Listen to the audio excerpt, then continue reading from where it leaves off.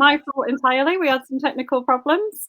I'm just going to hand over now to the authors to give themselves a little introduction before we get started on the questions. So, David, do you want to start us off? Yes, thanks. Hello, everyone. My name is David Pearson, obviously an Irish crime fiction writer. I've been writing crime fiction here now for about 3 years. I had my first book published by the Book Folks in just 2 years ago now, Murder on the Old Bog Road. And since then, I've published 9 books in the Galway Homicide series. And I've now moved on to the Dublin Homicide series, where there are 3 books published. So that's it, really. I take inspiration from the beautiful scenery over in the west of Ireland, for the Galway series. And I haven't killed off the characters yet from that particular series of books, so they may yet come back. Brian? Hi, I'm Brian Mcgilloway. I'm from up north, just on the border. I have written 10 books. So far, I'm writing the first book came out 2007. So I have 5 books in the Ben Devlin series, 4 in a series featuring a PSNI officer called Lucy Black, and then just about a month ago, a standalone novel called The Last Crossing came out. So that's me. Wonderful. And Valerie? Hi, my name is Valerie Keogh. I've been writing about 10 years. Initially, I was self-published, and about 2 years ago, I got a publishing contract with Book Tour. And last year, I got a publishing contract with Bloodhound Books, and I write the Dublin Murder Mysteries, which is, I'm going to be naughty and show my book up. That's the first one, collectively, the Dublin Murder Mysteries, and that's the first one. I also write psychological thrillers for Bloodhound, and The Three Women is the first of those. This week, I have another further contract with Bloodhound Books.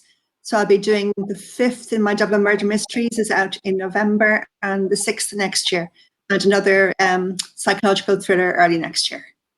So that's me.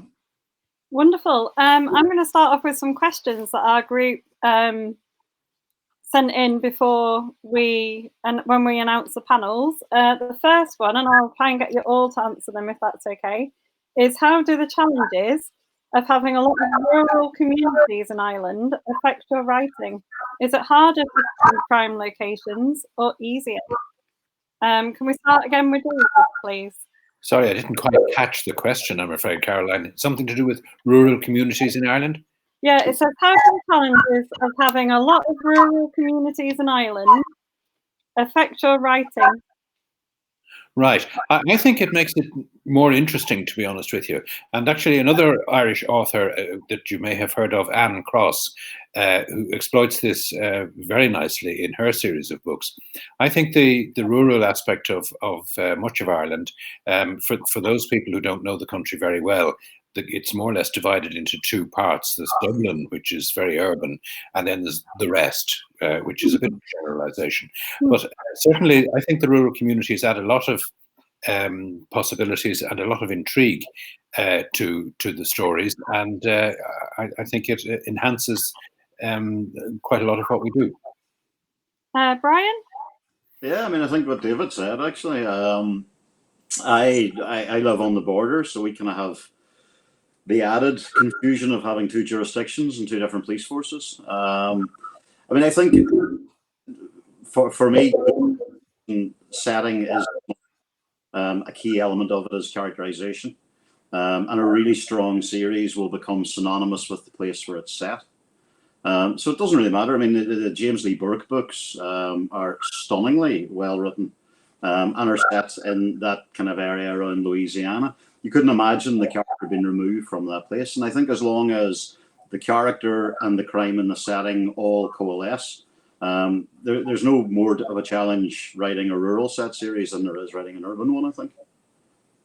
Valerie, have you got? Well, I'm from Dublin, and my books are set in Dublin. So the rural, I did try and get out of Dublin for my characters in the 3rd in my series, mainly because I wanted to do something different. So we went to the west of Ireland, which was actually fun for me, and I think for my characters, and the readers loved it. Bringing in that background, the countryside, it was nice for me and for the readers. So, but that was just a once off. I'm really Dublin set. Would any of you set books outside of Ireland? Could do. But I think a fairly intimate knowledge of the locale really strengthens the story a lot. And I think, Brian and Val have sort of agreed on that score too. And I, as Brian says, I try to make the locale one of the strong characters of the book, part of the story very much. And I think it could be a little bit tricky setting books outside of Ireland for that reason. I set my psychological thrillers actually are set in London. I've been to London about 3 times, I think. But Google Maps is just fantastic. You can literally hop into the street you want to be in, look around. I choose houses from Google Maps for my characters to live in, and literally use those houses in my books. Just literally walking on a street, I'll see a house I like, and that's the house my characters live in. So that's great. I've also written a book based in South Africa, which has not been published as yet. Hopefully someday. Brian? Yeah, well, my most recent, The Last Crossing, kind of starts in Ireland and then goes to Scotland. And there's a kind of a present day and a past storyline that interweave. But the present day story is the ferry crossing. So one of the crossings of the title is the crossing from Ireland to Scotland. And as I think both writers already alluded to, you kind of need to know the place to some extent. Now, you can do research, obviously, through Google. What I ended up doing for that was actually taking the drive. We growing up, we had relatives in Scotland, so we took the ferry trip every holiday. So about 2 years ago, myself and my wife and my own children, we took the trip, drove right through to the woods where the book would end, took a walk and around it just to get a kind of feel for the place, recorded the audio of the place just to have a sense of it. I think in many ways, the story will dictate the location. I don't think anyone sets out going, right, I want to write a book set here. And certainly for me, that wouldn't work. But if the story lends itself or leads you to a certain location, then that's where the story's set. Yeah, my South African book, in fact, I wrote it when we were there on holidays and we were up on Table Mountain and we got stuck in this, there was a bomb scare. So I got stuck there for about 4 hours. And by the time the 4 hours ended, I had a whole story in my head. I wrote it. Nobody wants it, but I wrote it. Somebody will. Someday. I'm going to ask you some of the questions that are coming in from our members. One of them is just to Brian. It says, have you read all those books behind you? Yeah, probably most of them, actually. I tend to, writers that I really love, I tend to buy in hardback. And if I can get kind of signed hardbacks, I will. So the ones over this corner, trying to cycle, being a Wellerman, this row is all James Lee Burke that I mentioned earlier. They're all signed James Lee Burkes, and the one under, the Ian Rankins. And I can also have that very meal thing of ordering them chronologically from date of publication, which some of my children share with me. But yeah, I probably have read most of them. They're ones that I have read and wanted to keep. I suppose that's why they're there. Excellent. And I've got another question here. I'm just going to put it up on the screen as well. It says, hi, Brian, Valerie and David. We wondered if you find it difficult to promote books and does doing these form of chats help? Yeah, I tend to leave most of the promotional work to the publisher. I'm not really very good at that kind of thing. I'm certain these chats and this kind of promotion is valuable. I haven't done any book signings or anything like that in any of the local bookshops. Most of my sales are done on Kindle through the Amazon, obviously, and through the Kindle Lending Library, which is amazing. In fact, the volume of page reads that I get through the Lending Library is very, very high. So I leave it mostly to the publisher, and they seem to do a pretty good job based on the sales that we're getting. Is that similar for you as well, Brian, I'd imagine? Yeah, I mean,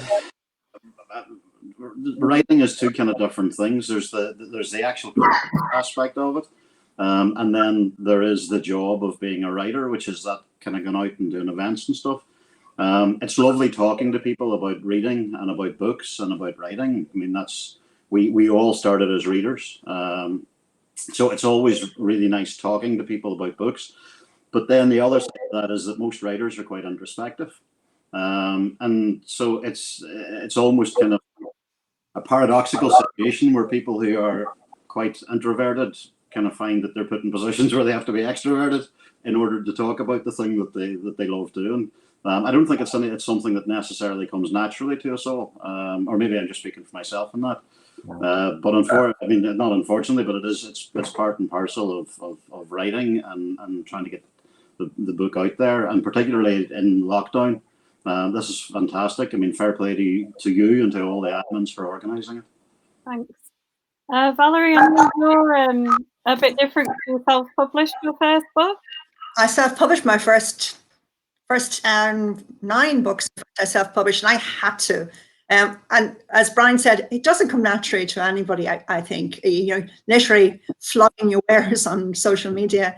But I made a lot of friends on social media, and that makes a big difference. And Facebook groups like the UK Crime Book Club, you get to know people, and that makes it easier. Now that I have a publisher, it's a little bit easier again, because they do a lot of it, but you do have to do a certain amount. So joining things like this, which is a bit nerve-wracking, is great. And I'm doing a book chat with you later next week sometime.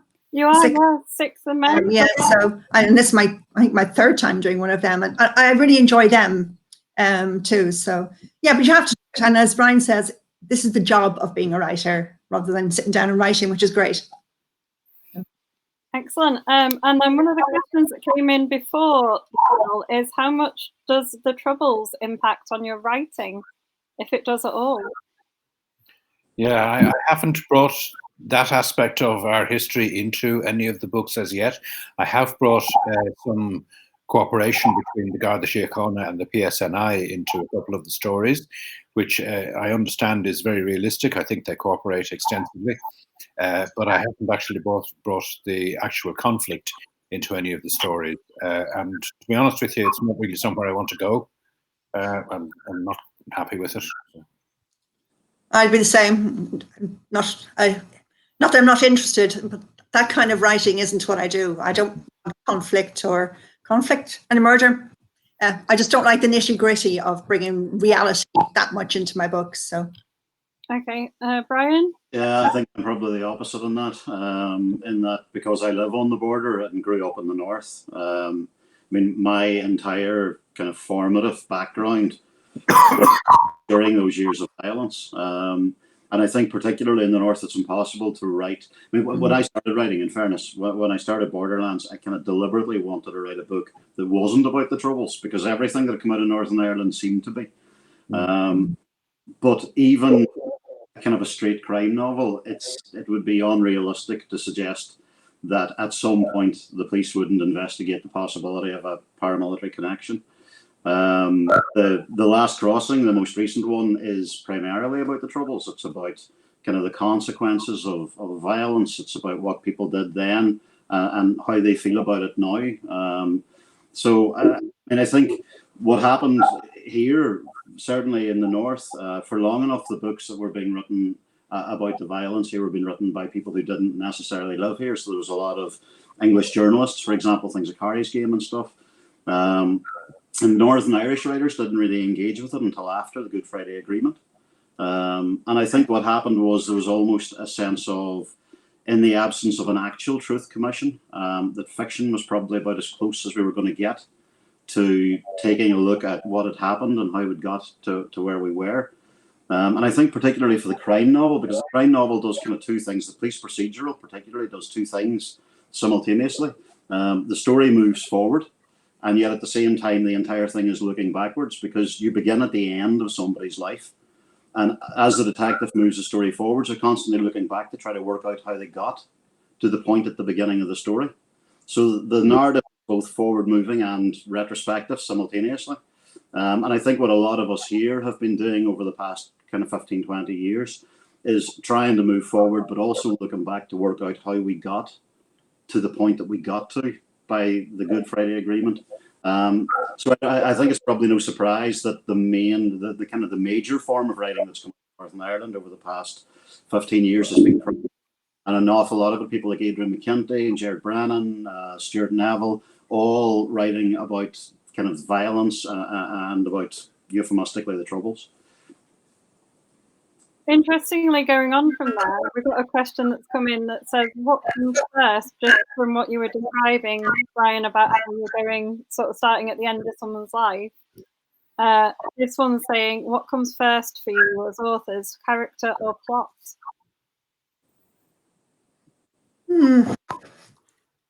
For me, it depends on, it changes from book to book. I mean, one of my self-published novels, I was sitting outside a coffee shop waiting for my husband in London, actually. And I saw somebody passing by, and just that man passing by started me wondering about where he'd come from, what he'd done. And I ended up writing the last chapter in that book and then having to create a story around that. So that was definitely based on that scenario. Sometimes it's character, somebody I see, and I think of that and the story grows from that. So it just depends. From book to book, it's different for me. I think I probably start with the germ of a plot and start working it up then and allow the characters to come in. This may sound a bit odd, but quite often the characters tend to lead the story. So they kind of take over and talk to me as their creator and tell me what to do. I know it sounds a bit bizarre, but no, sounds perfectly normal. Does it? Well, that's good. But I find the characters, and in fact, there's a question here has come up in the sidebar about, am I going to go back to the Galway series at any stage? And I think the answer is yes, because I can hear those characters talking to me from inside the cover of the book and saying, "Will you, for God's sake, get back on here and do a bit more of this?" So yes, I think that you'll be seeing those characters again at some stage. Yeah, I think kind of the same. You start off with it's a what if you find a body here, how did it get here, and kind of working backwards. But I think, yeah, primarily particular character series, or for kind of where you have a run with the same character across a number of books. Character is probably the big thing. I mean, when you think of any of the series, any of the great classic series, the plots can occasionally become interchangeable, but you remember the character. And if the character's not believable, and if the character's behaving in a way that we don't accept, that suspension of disbelief that we have in reading fiction goes straight away. Like, I remember the great characters, and I miss reading the great characters more than I remember particularly good plots. And so I think from a human point of view, like, reading is about making that connection with others, and you do that through character, not really through what happens, but more the impact that what happens has had on the people in the book. We had a really tricky question come in a while ago now that said, what are your top 5 crime books? Say again? There was a really tricky question that just came in. It said, what are your top 5 crime books? Crikey. I couldn't say, but I could certainly enumerate my favourite writers. I mean, and I know Brian has a nice collection of Ian Rankins there. I love the Rebus character. He's just so well crafted, and it speaks to exactly what Brian has said. You know, I can remember the Rebus character and Ken Stott on television portraying that character really well, much more than the stories. And that the same would go for things like Morse and Lewis and Vera and those kind of things too, you know. So top 5 books, hard to identify at this stage, but the characters definitely. Brian or Valerie, got a top 5 crime? I loved the Elizabeth George novels. Well, the earlier ones, I thought they were great. Really well written, great storyline, and great characters. Yeah, it's kind of difficult. There are so many fantastic writers, and the kind of books, your mood, it's a bit like music. If you asked me today what my 5 favorite pieces of music are, you'd get a totally different answer from I would have given yesterday or tomorrow. Books that really have meant something to me, I suppose, just because I do want to give an answer to the question that was asked. Ian Rankin's Black and Blue probably was one of the first crime novels that I read that really that made me want to write. Umberto Eco's The Name of the Rose is stunning. I'm a huge fan of it.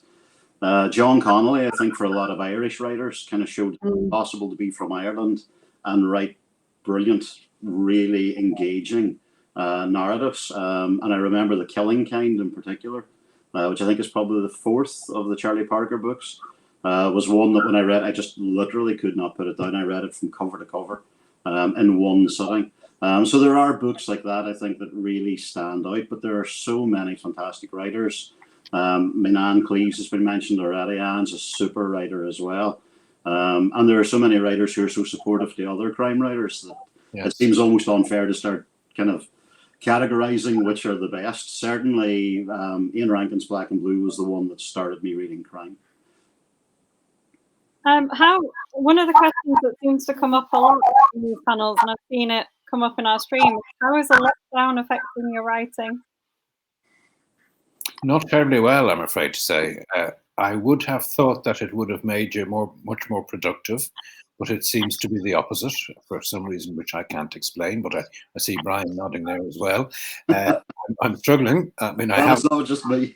I have a target. I think, like most of us have, of so many words a day. I'm not meeting it many days, but we'll keep going and soldier on, as they say. Valerie? I find with my husband home, my time isn't mine anymore, because now that he's home, he expects to stop for lunch, whereas previously I'd have lunch at my computer.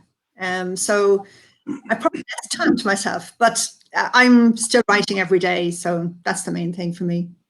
Plus I cut my hair myself. That's the thing. Brian? Well, I didn't have to cut my hair. It's already doing that job for itself. But like I kind of find it quite difficult to concentrate at the minute.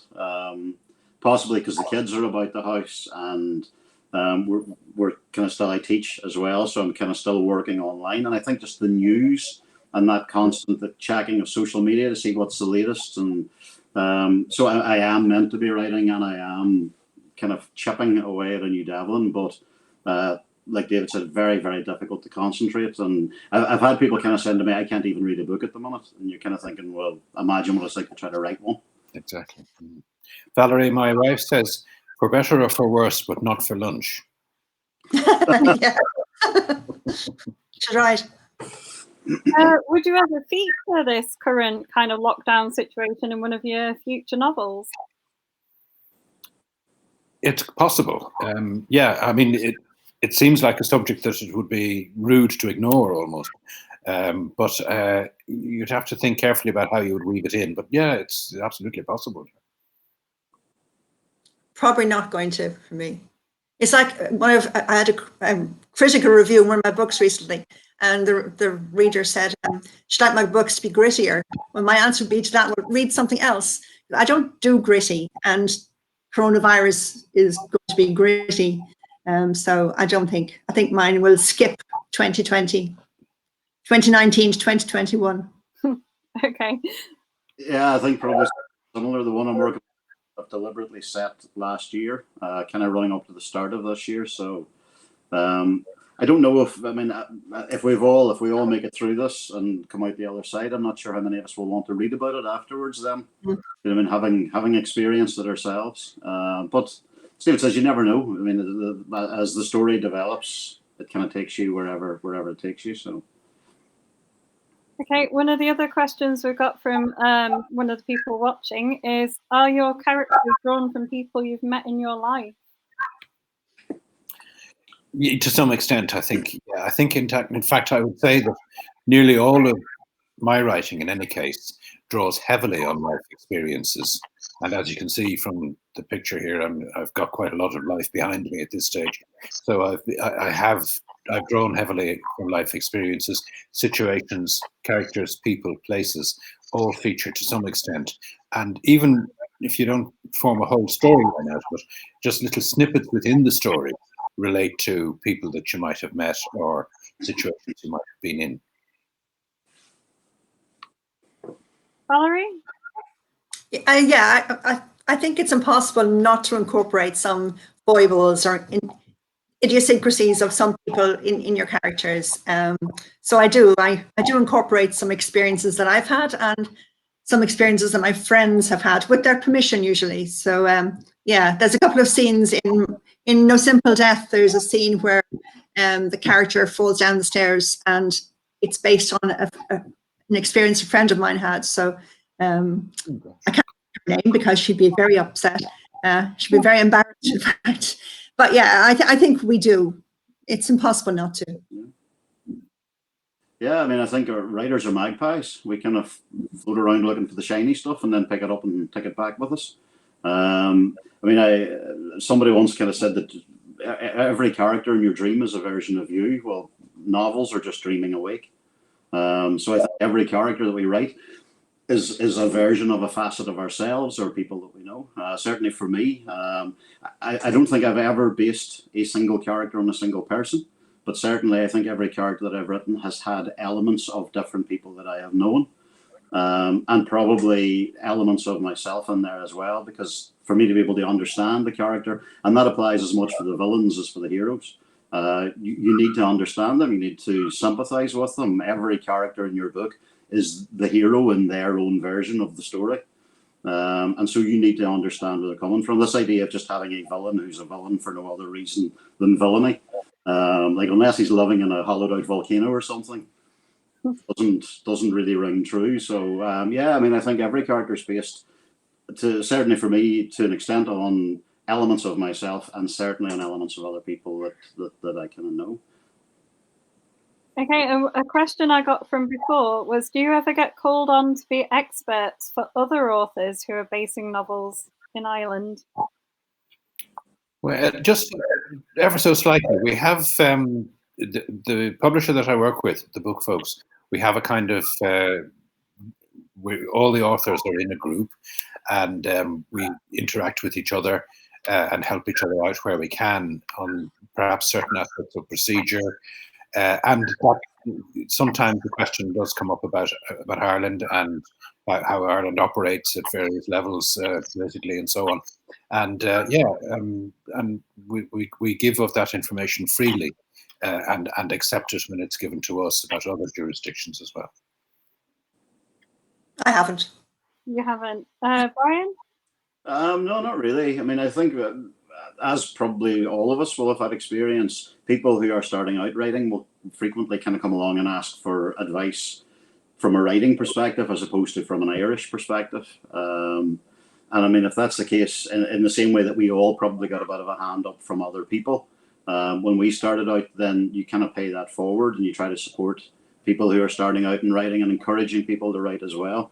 I don't think I know enough about anything to be an expert on any topic, so good luck to anyone who asks me to be an expert on any of them. And this is a really lovely question that we got in on the screen that says, what are your most memorable moments as authors? Ooh, that's a difficult one. You'd have to say getting published initially. Pretty memorable.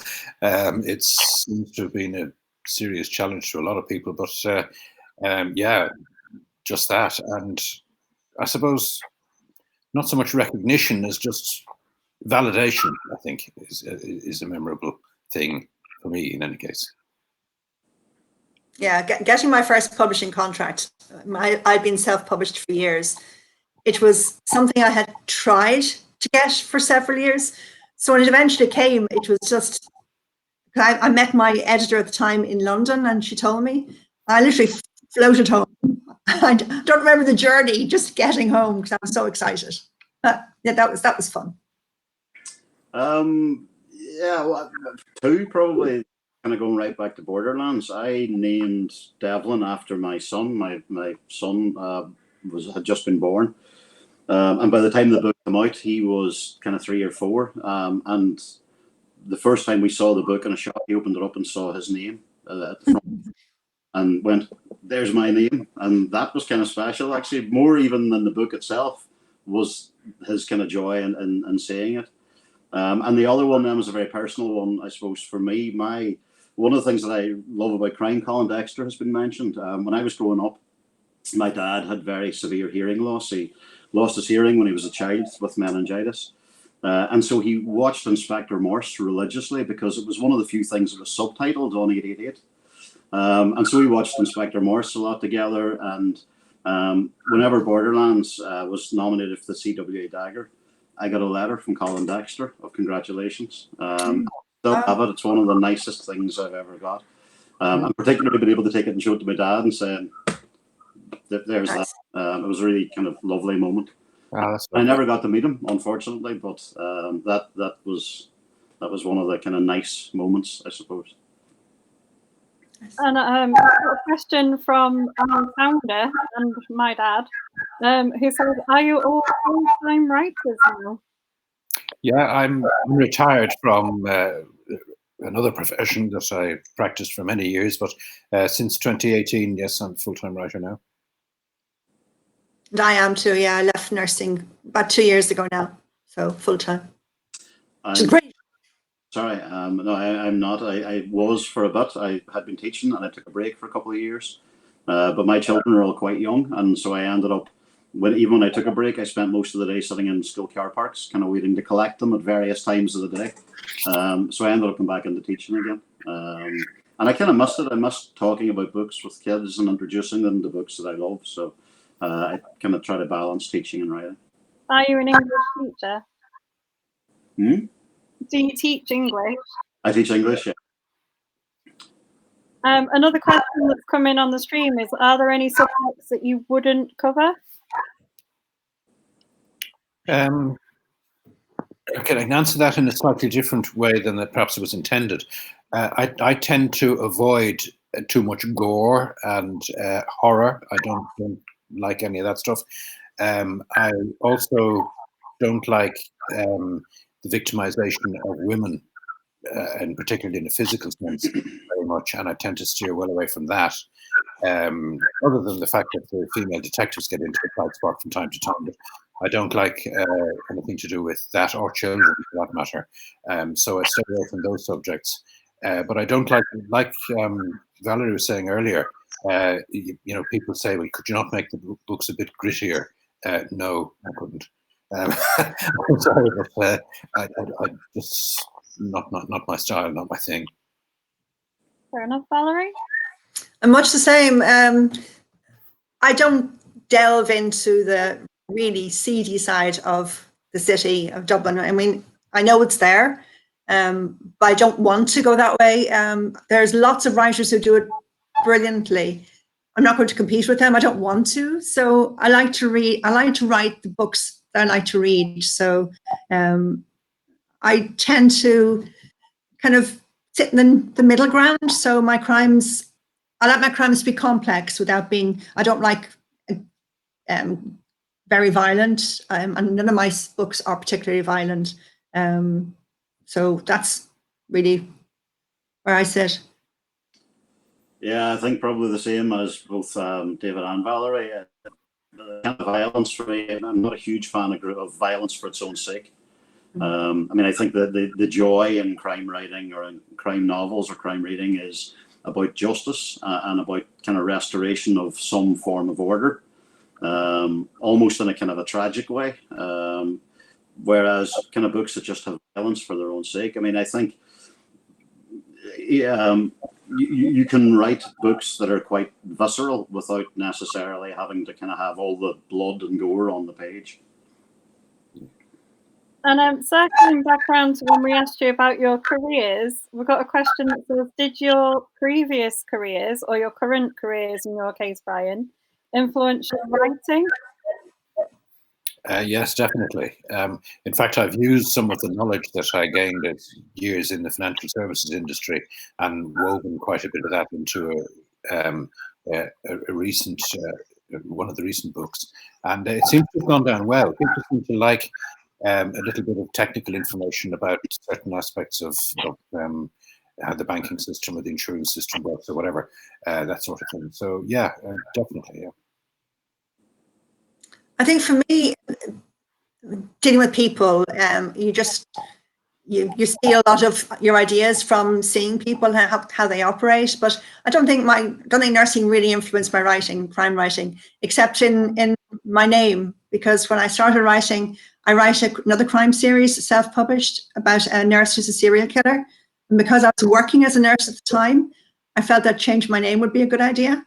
So I borrowed my mum's name, so it's my mum's maiden name that I use, Keogh. I was really pleased. So, but it just seemed like a good idea. Yeah, I can imagine. Yeah, well, I mean, I suppose again, as we've said before, every experience kind of feeds in some way. In terms of this book is the first one where I've actually had a teacher as main character, because up until now, obviously, they've been detectives. And with that one, I did kind of find myself drawing a lot on kind of even conversations that you have in class, or your kind of view of not specific students, but just being a teacher and kind of what that involves. So that's probably the first time that I've really kind of explored that aspect of it. Thanks. We've got another question that says, what's your favourite location that you've used in one of your books? Well, I can answer that very easily. It's clearly the west of Ireland, Connemara in particular, and all around the little village of Roundstone and going on into Clifton.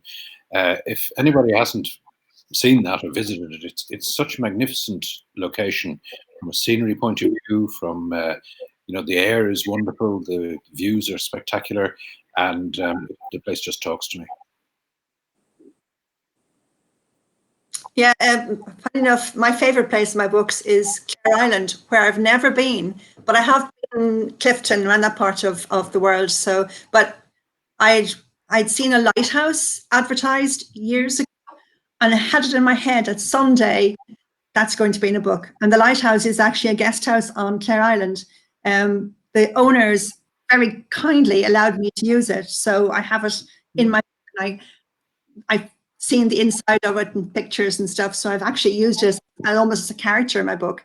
And Clare Island for me came alive, looking around the island in pictures. So, but I've never been there. Someday, in fact, the owners of the hotel have invited me to go over there, someday. Lovely, Brian.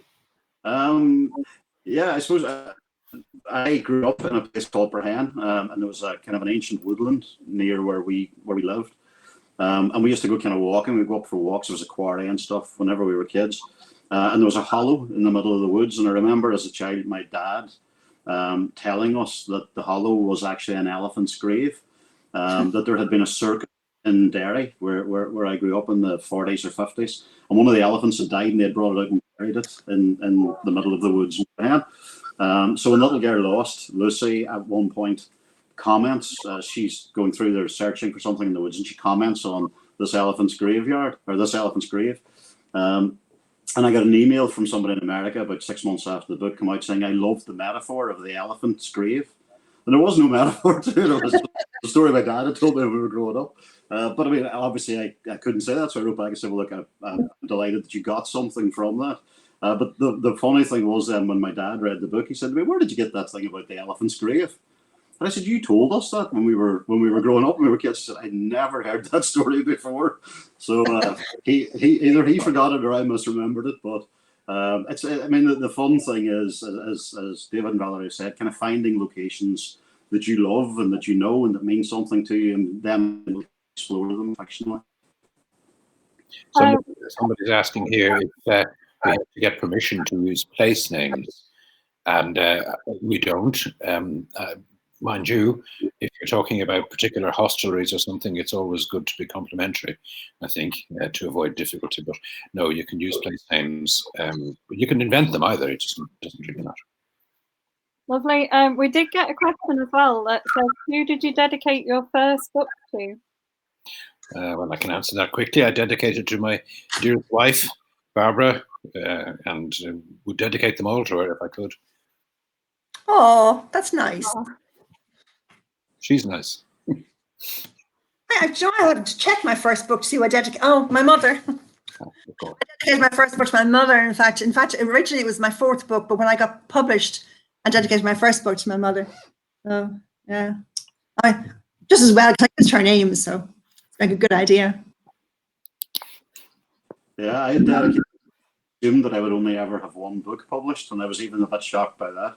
So I dedicated the first one to both my parents and to my wife and children, assuming that would kind of just be it, and that would cover everybody. So, and since then, obviously, I've kind of been able to refine it down a bit. But the first one was to my parents and to my wife, and two of my children were born at that stage. We have 4 altogether now. Well, I come from a family of 9, so I have a lot more books to get everybody in. So. We've got a question just for you, Brian, here that says, what was the inspiration for the Devlin character? Did the character come first or the plot idea? The body lying on the border actually kind of came first, and predated the bridge, I have to say, by about 5 or 6 years. But it was that idea, because I live quite close to the border. I was out walking the dogs one night and kind of just thought there was that what if moment. What if you find a body here? Where Devlin came from, I kind of wanted to avoid the typical heavy drinking alcoholic divorcee. And I was just kind of, we were only married a year or so, and my first son was just acting, he was on his way. And so the things that really concerned me were things like being a good father and a good husband and kind of contributing to your community. And so I wanted a detective who reflected my concerns. I mean, I think for me, we're all control freaks. Writers are all control freaks. And we can create this fictional environment that we have complete control over, and we can ensure that any bad things that happen there, the justice is punished. And so Devlin was very much a reflection of me, and still is. His voice is probably, of all of the books, his voice is probably the one that's closest to mine. So he was married, he had 2 kids, he had a dog, he was trying to do trying to do his best at everything and maybe not managing particularly well at anything. But he was very much just a reflection of the things that were concerning me at the time, and continue to do so. So, and I think there's probably an aspect of that for all of us. I don't know if David and Valerie would agree, but that idea that we explore our own concerns through our characters. Yes, to some extent. And then there was a question that came in directed at you, Valerie, but I think David and Brian could probably answer as well. It said they're interested to know if you'll carry on setting your books in Ireland. I am contracted to write 2 more in my Irish series, at least 2 more. I'm from Dublin. I've been in Dublin apart from the last 10 years all my life, so I would like to stay. I like writing Irish characters. I think even my Dublin, like even my London set books, I think they're very much Irish written books, even though they're set in London. So yes, is the answer shortly. Lovely, David? Yes, I think probably Ireland is, I think, quite rich in terms of what it can deliver to a writer. For the kind of stories that we put together. So I don't see any reason to move away from it. But I would also be reasonably happy writing a book based in the UK. I've spent quite a lot of time over there, and I know the place fairly well. That wouldn't faze me. But I think Ireland, it has quite an appeal as well. A lot of my books sell in America, and a lot of the readers have come back and said that they really like the Irishness of the books, and even some of the the expressions that are used in the dialogue and so on seems to be attractive, and I wouldn't like to lose that. Brian? Yeah, very similar to what both David and Valerie said. I mean, I think, Ireland is so rich, and particularly because it's quite rural, there's so many different locations still to explore. So at the minute, I have no plans to, but I mean, you never know kind of where things will go in the future. But certainly at the minute, I still feel there are places here that I want to explore. We've got another question here that says, do you think social media helps or hinders your writing? Oh gosh. I have a lot of different views about social media. I think there are some people out there that would like Twitter to be removed from thinking of perhaps some important people in America and so on. But in any case, it's difficult to answer that, to be honest with you. It has some very strong and beneficial points for us, and some negative ones too. So it's like the curate's egg, it's good in parts. I must admit, I find it, because I work from home, I'm a full-time writer, the social aspect of social media for me is wonderful. I mean, the connection with other writers who support me, who are encouraging, it's brilliant. I've made some really good friends on Facebook. One I've actually visited, she lives in Guernsey, another nurse who writes, in fact. So from that aspect, it's fantastic. The downside of social media is the amount of hours I spend faffing about on social media when I should be writing or editing. That's the negative side for me. But I think the positives for me far outweigh the negatives. Yeah, I think I'm probably closer to David's kind of perspective on it. I'm not a huge social media user. I kind of find Twitter particularly just seems to be, certainly my impression of it when I first joined it was lots of people just shouting at one another. It was like being at the biggest party in the world and not able to hear what anyone was saying. Whereas there's some other ones that you're able to make maybe more of a connection and get to know people through. So yeah, I'm not, and particularly when you're working and trying to write, as Valerie said, the amount of time that can be sucked up. Scrolling through endless posts on social media is just that doesn't mean I don't do it, but it means certainly that I shouldn't do it. Given the choice. Here's one that says, do you read the reviews of your books? I did initially. I read every single one avidly, and sometimes I was almost reduced to tears. Now I don't read them hardly at all. I just look at maybe one or two, but no, I've got over that. I try not to, I must admit, but I do. I think we all try not to, but we do sometimes. I don't as often as I used to. And when I started first to read a negative review, and I wouldn't have to write for days because they really cut you down. And it's impossible not to take them personally. But now I try not to, and I try not to get upset. My publisher says that the negative ones are from other authors, and that I'm not sure whether I believe them or not, but it makes you feel better. Well, I think that'll make me feel worse, actually, because as an author, I know how bad I feel. So I think to think of another author being that nasty, no, don't want to think that. Yeah, I mean, I think certainly when everybody starts your kind of fastidiously following every Amazon ranking rise and fall, and it's just madness. Particularly because you could get 10 good reviews and then the one bad one is the one that you remember. Yeah. And I suppose press reviews, publishers tend to send you the press reviews anyway. And if you see a pattern within them, then that's okay. I mean, you have to be able to kind of learn from criticism and be able to take criticism. But at the same time, yeah, kind of actively going out trying to find out what people think. Just I think that way madness lies. So no. I think we've got time for a couple more questions. So we've got, are there any new writers you are following?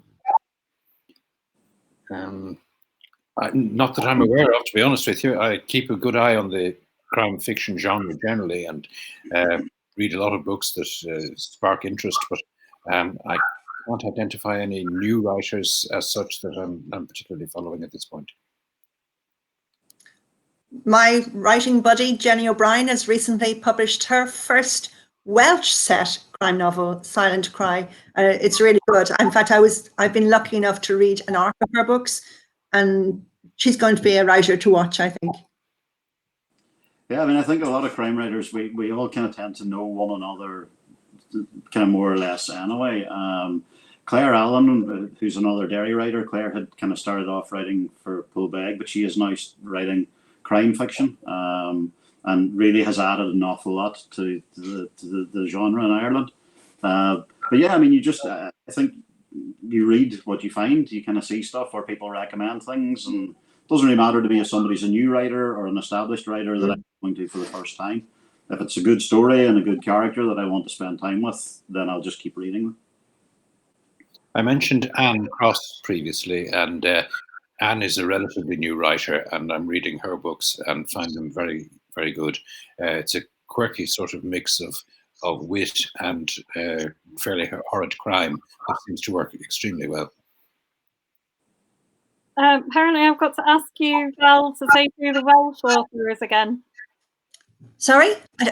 Can you say who the Welsh author was again? That you Jenny O'Brien. Silent Cry is her first one.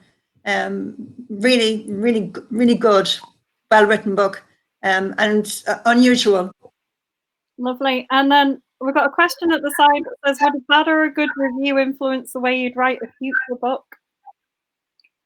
No. No. No. And have you got any upcoming releases? What's coming next from you all? Okay, well, I'm continuing with the Dublin Homicide series.